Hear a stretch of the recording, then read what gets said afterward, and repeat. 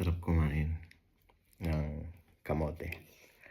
Yung isa, busy sa panunod ng Korean. Paano matututo ng Chinese yan? Kung puro Korean ang pinapanood. Buti na lang masarap itong aking binake na, mausok-usok pa. Binake na kamote. Inihaw na kamote. Ang ating, masarap. Habang nanonood kay Kim. Ang ating baked sweet potato. Yan. Try mo na. Yung Init pa kaya? Ay, perfect yung pagkaka-bake.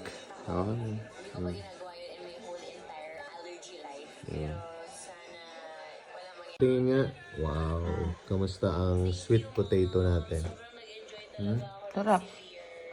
Bilib ka na kung paano ko lutuin yan. 200 degrees.